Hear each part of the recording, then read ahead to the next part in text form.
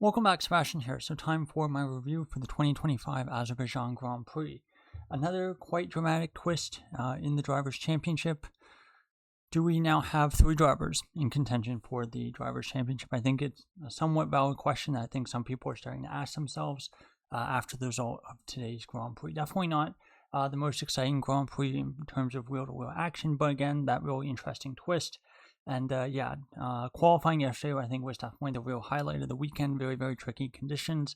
And that left us with a very, very mixed up grid with Verstappen on pole, Williams of Sainz starting P2 and Lawson starting P3. So a bit of a shock there. And of course, I think 6 red flags it was in qualifying, which was a new F1 record. So taking a look at your start. Good start by Verstappen, opting to start on the hard tires, a bit of a surprise there, but kept Sainz and Lawson at bay and pretty smooth sailing into turn 1 and what would be a very, very smooth race for Verstappen. Meanwhile, a bit further back, Piastri basically jumps the start of the race and then, of course, has to stop right away, and that basically kicks in the anti-stall, and you can basically see right in the back of this image, he's basically the orange blob right there with that anti-stall kicking in. He basically falls to the back of the grid before you get to even turn 1, and he was already quite a bit on the back foot for this race, of course, starting P10 after crashing in qualifying. So Piastri has a shocker of a start, and then a bit further down the lap, Ocon and Hulkenberg have contact.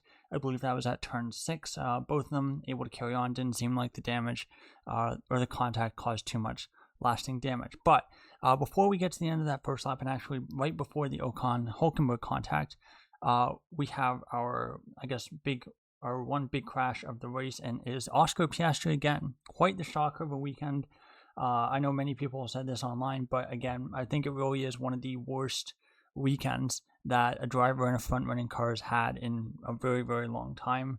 I think, obviously for comparable, I'm just thinking off the top of my head, Mazepin's first Grand Prix in Bahrain, where he basically spun out of the race 3 corners in, is up there. But yeah, that's kind of the level we're talking about with this weekend for Piastri. He was off the pace, crashing qualifying, and then again, big mistake at the start, and then again crashing 5 corners later, not even getting a full lap around. And that brings the safety car out.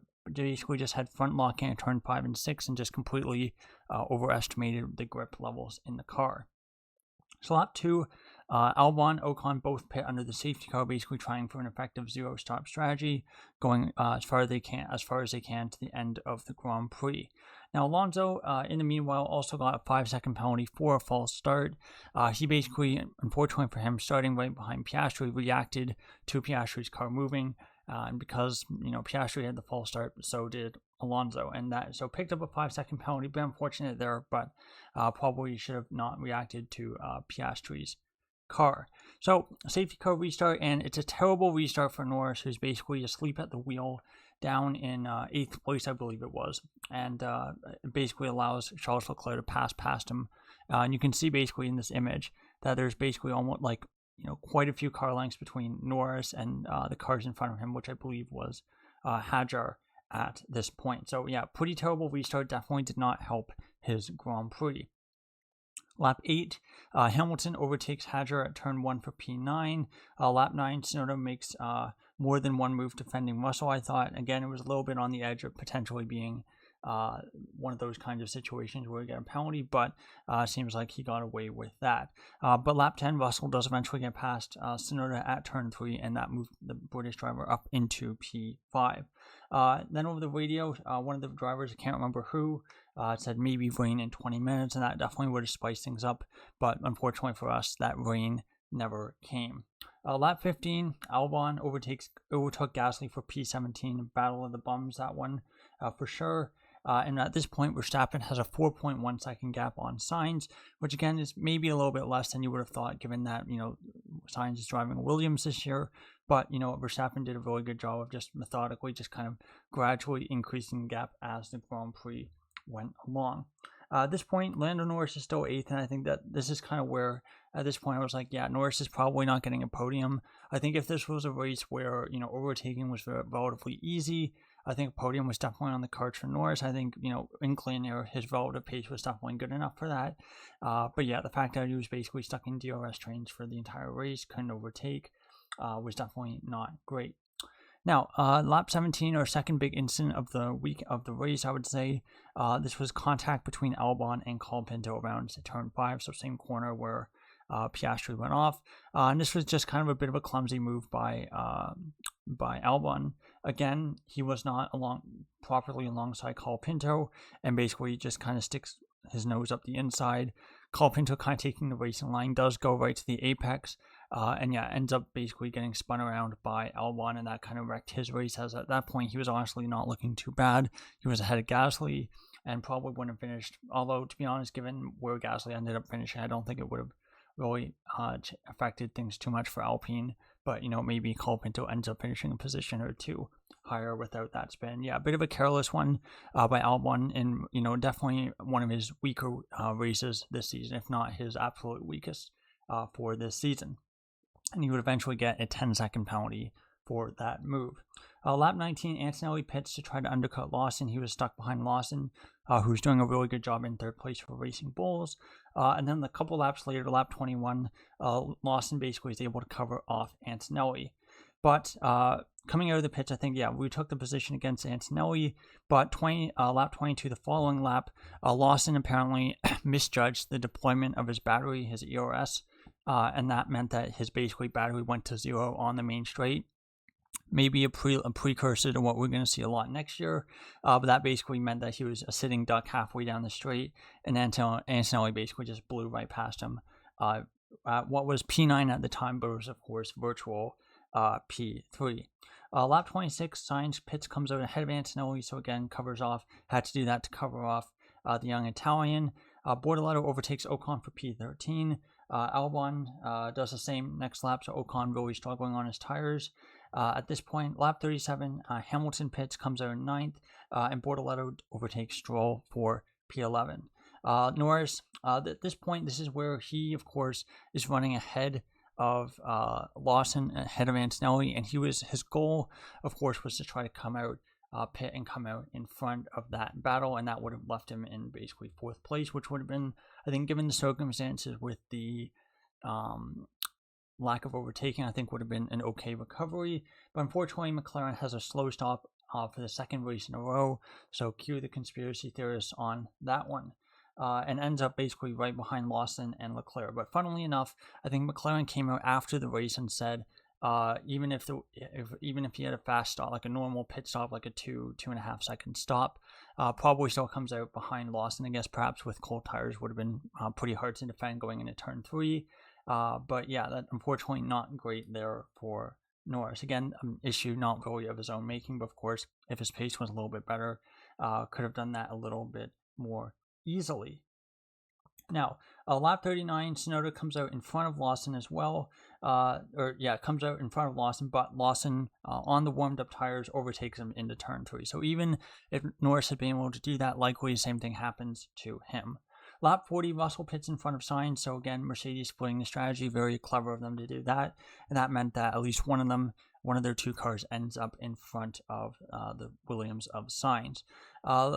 Let's see, so that's Norris's slow stop, and then of course, Sainz, Russell pits in front of Sainz, and what this allows is it means that Verstappen, who's still chilling out in the lead, it basically allows him to pit the following lap and sets himself up to get a Grand Slam, which is of course where you get win, fastest lap, pole, and leading every lap. The leading every lap I generally find is usually the hardest part in this era of Formula 1, because it means that you basically have to pit after all the other leaders, which if you have a driver on an alternative strategy, generally does not have, you don't really have that kind of situation that often.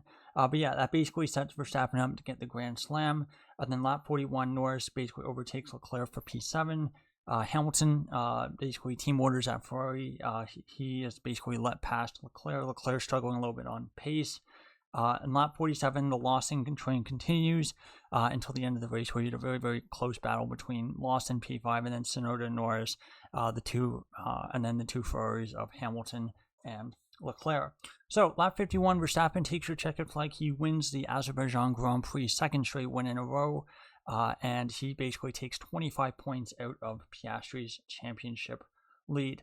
Ferrari attempted to give back Leclerc that position. I think it was P8 in the end, but unfortunately they couldn't successfully do that either. A weekend where it seems like nothing went right for the Scuderia, and Hamilton basically ends up pipping Leclerc to by 4/10. Good news though, if your Ferrari is that Leclerc didn't really seem to care too much. Again, it is a P8, P9, and obviously it's not when you're fighting for a podium or fighting for a win. So again, I think, picking his battles is here, and again, not really a big deal, and I kind of agree with him in that respect. So yes, Max Verstappen wins and joined on the podium by George Russell. Very good job for him on a weekend where he was definitely apparently feeling quite a bit under the weather. So really, gritty, fighty drive for the Mercedes driver. And then, of course, his third is Carlos Sainz rounding out the podium for Williams, his first podium for Williams, and Williams' first podium since 2021 Belgian Grand Prix by coincidentally George Russell. And if you don't count that race as a real Grand Prix, because of course there was no green flag racing, the last podium for Williams would have been actually Lance Stroll in 2017 at this very track in Baku. So it seems like Williams have a bit of history of being, decently fast at this track. Now, taking a look at your race result, joining those three drivers, Antonelli's 4th, Lawson's 5th, Tsunoda's 6th. Best finish for him in a Grand Prix. Still, I would say a little bit slower than you would have liked given what Verstappen was able to do in this race, but still, again, good improvement by Tsunoda for sure in terms of race pace. 7th Norris, I think he'll definitely be disappointed with that given that he only picked up 6 points on Piastri in a weekend where he could have definitely put the screws on him and really made him pay for that DNF on the opening lap. 8th Hamilton, 9th Leclerc, 10th Hadjar. So you basically had basically 6 teams in the top 10, and then the bottom 4 were separated by 30 odd seconds behind Hadjar. So it was a really odd race where there was massive separation between the top 6 teams and the bottom 4. So the best of the rest, I guess, for this weekend is Bortoletto, Behrman, Albon, Ocon, Alonso, Hulkenberg, Stroll, Gasly, Colapinto, and then of course your one DNF is Piastri. Now, in terms of the Drivers' Championship, that does tighten up somewhat at the top. Piastri, of course, didn't add anything this weekend, sitting on 324. Norris, of course, now only 25 points behind, so basically one race win. And Verstappen is now 44 points behind Norris, and that means that he's, I believe, 69 points behind Piastri in the Drivers' Championship. So again, cuts that lead down significantly, but still a very, very uphill battle. And I think very, very dependent on what Red Bull can do at a non-low downforce track. So I think Singapore next time out, pretty high downforce track, will be interesting to see how they go there. Further down the order, I guess Albon decided that P7 was too heady for him. So basically, a bit of a poor weekend from him allows Antonelli to repass him for 7th. And then further down, your 2 big gainers are Sainz and Lawson. Sainz up to 12th with 31 points. Lawson 13th on 30. And that drops Alonso, Ocon, Gasly down. Obviously, none of them scored. And then Tsunoda also moved up 2 positions to 17th on 20 points. But of course, Gasly's ahead on countback, which drops Bortoletto and Behrman 1 spot each. In the Constructors' Championship, Mercedes repassed Ferrari for 2nd, sitting on 2nd now on 290 points. McLaren did not win the Constructors' Championship this weekend. They did not get anywhere near enough points that they needed. I think they needed to outscore Ferrari by like 16 points or something. Yeah, that definitely did not happen. But of course, with each race that goes on, it will be progressively easier, in theory, for them to be able to clinch that. So I think probably have a decent chance next time out in Singapore, assuming they don't have a stinker like they did this time. And Red Bull's result, between Verstappen, Tsunoda actually contributing 8 points this time, does mean them move them quite a bit closer to that battle for 2nd. And a bit further down, Racing Bulls passed Aston Martin for 6th, sitting on 72 points with Aston on 62. So there you go. That is my review of the 2025 Azerbaijan Grand Prix. Not the most exciting race, for sure.